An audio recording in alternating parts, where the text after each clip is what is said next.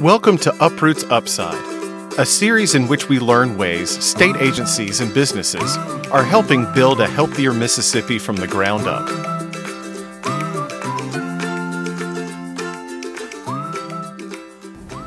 Hi, I'm the State Health Officer, Mary Currier, from the Mississippi State Department of Health. Welcome to UProot's Upside, a series in which we learn ways agencies and businesses are helping build a healthier Mississippi from the ground up. We'd like to welcome Dr. Josh Mann, who's head of the Preventive Medicine Department at the University of Mississippi Medical Center. Thank you for joining us. My pleasure. Appreciate your being here. In 2014, the Mississippi State Department of Health organized the state's first truly comprehensive state health assessment. We gathered a really big group of partners and stakeholders to include the Department of Preventive Medicine and UMC and community members from across the state, and discussed and took a look at all the things that go into health and the health of all Mississippians. It was more than a year-long process. It took us a long time. And we're grateful to y'all for being partners. We had more than 90 partners in this, agencies and groups. In the health assessment, we took several priorities. We actually found 9 priorities in the health assessment using the data. And then with the State Health Improvement Plan, we took that data and developed 4 final priorities for the State Health Improvement Plan. And those were increasing educational attainment, because we know that kids that get a better education and are more educated are also healthier. Creating a culture of health, so that instead of being a culture of we've got lard in all of our food, being a culture of exercise and of eating food that is healthy for us. Reducing rates of chronic disease, so we know we have high rates of obesity in the state. We know we have high rates of diabetes, so looking to see what we can do to reduce those things. And improving infant mortality, because we do have the highest infant mortality rate in the country. So these 4 priorities are the foundation for the UProot campaign, and today Dr. Mann and I will discuss these things. And some of the ways the Department of Preventive Medicine at UMC is working on these issues, and UMC is working on these issues, and how they relate to the community outside of that as well. I'd like to start with educational attainment. Understanding that it was hard for us to understand how educational attainment was a health issue. But we finally looked at that and said, well, there are a lot of things that we do that help make sure kids can graduate. Like we have an early intervention program that makes sure that kids that are at risk for being developmentally delayed are ready for school. We have family planning. We have help for parenting teens so that they can actually graduate, because we know teen pregnancy is an issue for graduating from high school. So if you're thinking about educational attainment, what kinds of things are y'all working on, and how important do you think that is? And health literacy is a different issue, but along the same lines. Can you talk about some of those things a little bit? Sure, I can talk about it some. First of all, of course, the medical center is an educational institution. So we have 7 schools now. It's a mission. It's part of our mission. So we have 7 schools now, medicine, dentistry, nursing, and health-related professions, graduate school. Our newest one is the School of Population Health, which preventive medicine is a part of, in addition to the School of Medicine. So very excited about that. And so yes, education, core to our mission. And we're educating, by and large, health professionals. So these are people that are going to go out and do healthcare. So again, another direct link. Speaking more broadly, you're talking about the links between education and health in general. It's, as you alluded to, tons of literature, research about that people who are more educated are less likely to smoke, more likely to eat healthier, and so on. And you know, I think health literacy is part of that, but as you said, it goes way beyond just understanding how to take your medications or understanding how to read a food label. And I don't know if people have really identified what the secret ingredient is about education that makes people healthier. I think it probably has to do with skills related to goal setting and delayed gratification. You know, if you can stay in school until you get your high school diploma and then your college degree and graduate school and so forth, a lot of those same life skills relate to maybe suffering a little pain in the gym today so that you can live longer in the future. There are some things UMMC does directly related to educational attainment. We have some programs linked with high school students in the local area and bringing them on campus to learn about health careers and things of that nature, helping with research. One of the really interesting things we do, and this is a fairly small scale, but is a program called TutorMate. I don't know if you've heard of TutorMate. I have no idea. So it's a volunteer program. I think it's a national program. UMMC is just one of several local businesses and agencies that participate with TutorMate. But in our case, it's in collaboration with Jackson Public Schools, and it's a way you can do online reading tutoring of elementary school students. And so they actually have a little corner of the classroom set up with a kiosk. The student puts on some headphones and a microphone, and they can see the screen here. And the student logs in, and the tutor logs in, and the tutor can control it such that the student sees the same screens. And they have stories you read online and it's wonderful. Little spelling games, things like that. I don't know when they started it. I've done it for 2 years. 30 minutes a week. It's actually, when school's in, it's the most fun part of my week because you stay with the same student, and I think it's usually a first grade student, and you stay with the same student and you see them progress over the course of the year. That's really neat. It's really a neat thing, and UMMC we certainly don't own that at all, but it is something that is promoted as a volunteer opportunity for them. So do medical students and nursing students and folks do that as well? There are some students. I know for a fact that there's a graduate student who's very involved in it. He's the president of the student body for the whole medical center. I don't know about to what extent it's gone into other things. Yeah, and at the end of the year, there's actually an in-school get-together where you meet your student. Oh, cool! Because you don't meet them the whole time. Oh, and so there's kind of surprise. This revelation. Yeah, so it's a neat program. So do you see each other over the airwaves? You don't. No, you just see the same screen together. You don't see them and you hear each other. That's right. That's neat. And like I said, the tutor controls the screen. So if there's a certain, you don't go to the next page of the book until you make sure the student gets all the words right. That's neat. Well, excellent. So yes, and so you're right. Nobody really understands how they relate to each other, but certainly the farther you go in school, the more likely you are to be healthy. Goal setting, I hadn't thought about it that way, but that's a neat idea. The ability to think through things and get to the next thing would also allow you to think through quitting smoking or understanding the issues around alcohol. And I don't know if there's a great body of literature. That's just my intuition about it. I mean, there's obviously other things. The higher education you have, generally the better salary you have, which means you can more live likely in a to have safer health neighborhood, insurance. and more likely to have health insurance and all those things as well, for healthier foods. So it's a very intricate, my suspicion is it's a very intricate relationship. Yeah, and it relates, like you were talking about the neighborhood, that relates to the next thing, which would be a culture of health, creating a culture of health. Where you live matters. It matters if you have sidewalks and streetlights and a police department that is active and a community that's engaged and safe water, and all those kinds of things matter as far as your health. So creating a culture of health is important. In Mississippi, you land at the airport and immediately you don't have a lot of healthy choices for food. I know when my husband picks me up at the airport and we're thinking about getting food on the way home, there's that Wendy's that's right there. But if you get off an airplane in Minneapolis, St. Paul, it's almost like being in a grocery store with a bunch of cardboard boxes and crates with apples and bananas and oranges in them. It's really pretty neat. And that's the direction we need to go in. So the Department of Preventive Medicine itself, do y'all have policies around healthy behaviors, or have you thought about health in your actual departmental policies, or is UMC doing that?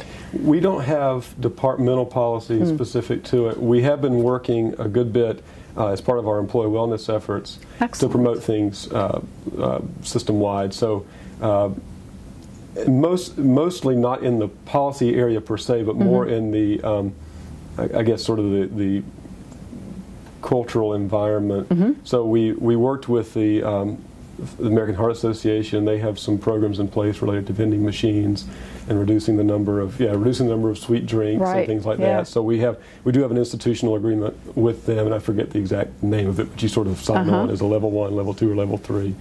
And we've done a good bit of work with our nutrition services. Of course, being a large institution that includes a hospital and education program, we have a cafeteria. But we've made a lot of progress on that. There's always the approach we've taken there has not been to ask them to stop selling the fried chicken, but just to add more healthy things and to make the healthy things more visible. And it's kind of the whole notion of making the healthy choice the easy choice or the obvious choice. Yeah, that's great. Yeah, so we've done a lot with that sort of thing. And, putting up signs near the elevators saying, take the stairs, things of that nature that are very low cost, but that at least hopefully sort of set a tone for the environment. I've noticed one thing at UMC, the long hallway that connects the library to the main building. There's a sign on the door at the end of that hallway that says, don't knock on this door when you've finished walking or whatever, because evidently people were walking down there and then touching the door and then going in the other direction.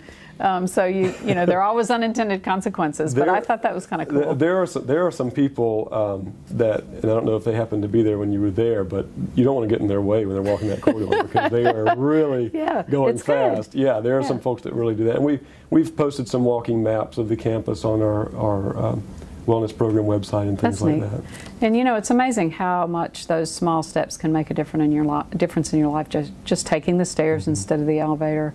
If you're not on the 14th floor or something, and walking during lunch or something like that can make a big difference both in your physical health and your well-being, your mental health as well. So that's great. Let's see. So the next thing is chronic disease, and this is a big problem in Mississippi. We have a lot of people who are disabled because of chronic diseases, so they can no longer work, they can no longer participate in the activities that they'd like to participate in, with diabetes and arthritis and general morbid obesity. So tell us about the things that y'all are doing in that area. The medical center as a whole, of course, has a huge healthcare enterprise. So a lot of it relates to healthcare, everything from primary care to the most intensive specialty care that you can have. And of course, traditionally we've been based here in Jackson, and a lot of Mississippi is rural, but there's a very strong telehealth program at the medical center so that they can provide services to folks. And then there are some really innovative things as part of the telehealth program, some work with diabetes where people can do self-monitoring and iPads and log their blood sugars and get feedback about suggestions to change, things of that nature. And I mean, those were in place before preventive medicine really came on the scene in 2015. Beyond that, there are a lot of things. The ACT Center, which is a tobacco cessation program that I know collaborates with the Department of Health, has been in place for a number of years doing tobacco cessation treatment. In our Department of Preventive Medicine, a lot of what we've been working on relates to nutrition and exercise and diabetes. We actually had some of our staff members get training sponsored through MSDH for things like the Diabetes Prevention Program and the Chronic Disease Self-Management Program, the Diabetes Empowerment Program, and we're rolling out some of those programs as part of our employee wellness efforts, which is very exciting. And we've had a good interest in that. And then we're doing some clinical things ourselves in preventive medicine related to lifestyle medicine, which basically means seeing people for really a wellness visit, but not what people often think of as a wellness visit where it's just sort of check the box, get your labs run, and that's that, but really an in-depth focus on nutrition and exercise and stress and the things that can hopefully prevent chronic diseases. And y'all do a lot of teaching among the medical students as well. We do. Is that right? We do. Yeah, not just us, but we do a lot related to public health and population health and risk factors for chronic diseases and, again, lifestyle factors related to that. One of the big areas that traditionally in all medical schools, I think, has been a weakness is nutrition. And there's a really innovative program at Tulane, developed at Tulane, to do what's called culinary medicine, where medical students actually learn. That sounds great. Yeah, they learn nutrition by taking cooking classes. And so we've signed on with that. We have a faculty member and a staff person that help work with that. We haven't rolled it out to all the medical students yet, as you can imagine.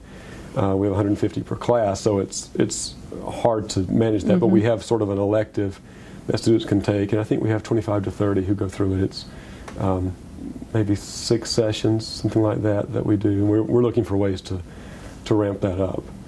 So I think that's going back to culture of health. One of the things that really motivated me, I went to medical school here and then was away for close to 20 years and came back. Wow, to be in this role, close to it. Okay.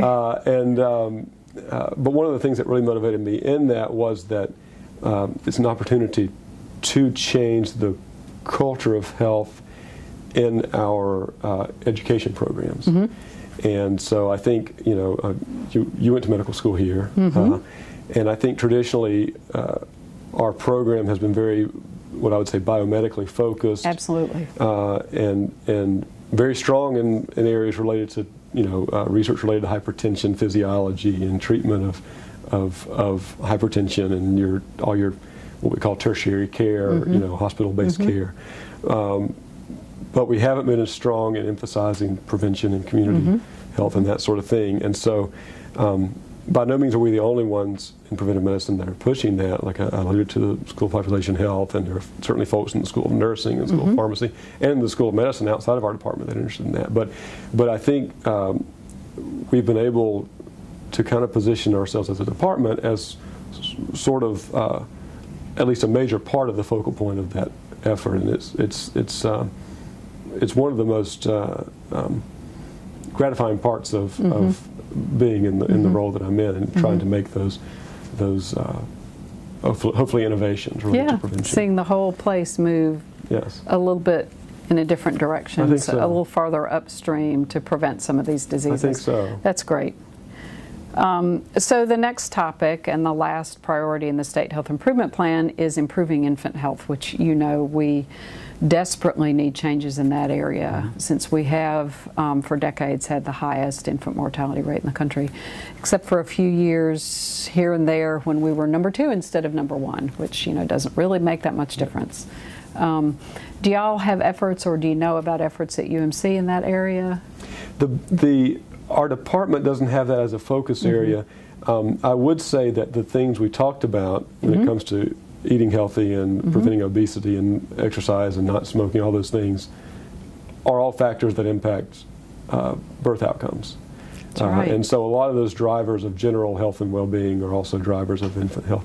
The medical center does have a number of things. So again, going back to sort of the hospital-based care, we have the only level 4, which is sort of the highest level of care for the neonatal ICU in the state. So if a baby is born very prematurely, that's just where about they anywhere need to in the state, they generally end up coming to us. So a lot of high-risk infants are cared for in our setting.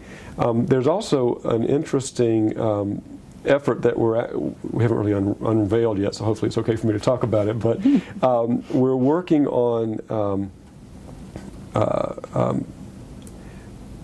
plans. We have not implemented this yet, but to do some outreach related to pregnancies where the woman is at high risk of preterm birth, which of course is a major driver of infant mortality. And so our fairly new chief of maternal fetal medicine, Dr. Tony Wynn, is one of the people leading that up. But where we're really hoping to be able to identify women who are at risk of preterm birth, maybe because they've had a previous preterm birth, which is a major predictor, and get them into kind of a care management program where we would, a lot of it is medical things, screening them early on for signs of preeclampsia, which is a pregnancy-related hypertension disorder that leads to a lot of preterm birth, and for tobacco use and things of that nature, and trying to proactively address those risk factors. It's I'm excited about it. I think the challenge of it is that, you know, we were talking about this in a recent meeting, a lot of those background factors that we talked about, like nutrition and obesity and so forth, you really need to target them before pregnancy to be optimally effective. Yes. But there are certainly things that can be done to reduce the risk. The president of the March of Dimes was down maybe 2 months ago. Stacy Stewart, I think, is her name.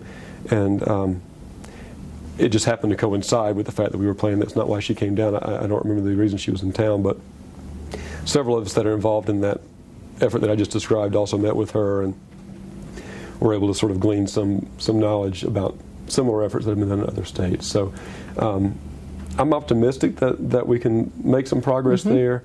I don't yet know what it's going to look like, and again, I think the biggest challenge we're going to have is identifying the right women early enough to do some of these things and hopefully change the outcomes. So maybe even at the end of their preterm delivery, before they have the next baby. So that's great. So what you were saying basically is those things in chronic disease and a culture of health and educational attainment, because you're healthier when you attain more education, are all related to infant health. It's all related, yeah. It's all related. Yeah, we're trying to, I mean, and for me, in the work group that I'm most involved with UProot is culture of health. To me, that's the driving factor behind all of them. Is and it's about creating a culture. I guess it's about a lot of things, but I feel that fundamentally it's about creating a culture where people are valued and where people know that they're valued. And I think when you value their health, you're valuing them, and so. I mean, when you couch it that way, all kinds of things come into play, right? But to me, that's really what has to happen in order to move all these things forward the way we want to move them forward. You know, that's really an interesting way of thinking about that, because if you look at the way we talk about health and health care, we talk about return on investment, and we talk about you know, efficiencies and cost drivers and things like that, but we don't ever talk about the person involved in that and the benefit to the person. We talk about saving money instead. So I really agree with you. But you know, I think if you can accomplish that kind of cultural milieu, if you will, I think you will save money. Oh, I agree. Or at least you won't spend. Even if you spend as much money, you'll spend it on things that make life better for everybody. Everybody, right? Yeah, yeah. Which to me is a much more exciting way to spend your money than spending it on trying to manage some chronic disease that's at its end stages. Right. That's not a very. I mean, it needs to be done, but it's not a very gratifying way to spend your money. When you compare it to things like creating parks where children can play and remain active. Which is all about health. I mean, we've never thought about it that way before, but yeah, it's all about health. And a rising tide raises all boats. So with that kind of effort, everybody benefits. So I really appreciate your being here today. My pleasure. And I am grateful to you for what you're doing with the Department of Preventive Medicine. And all that sounds really exciting. So thank you for coming and talking with us today. So this is UProot's Upside, and if you want more information, and see, I'm facing the camera like I'm supposed to. If you want more information, please go to uprootms.org, which is the website for this effort. And if you have things in your community that have worked as far as health, please feel free to do the things that it tells you to do on the website, to upload them and let the rest of us know about it. Thank you very much.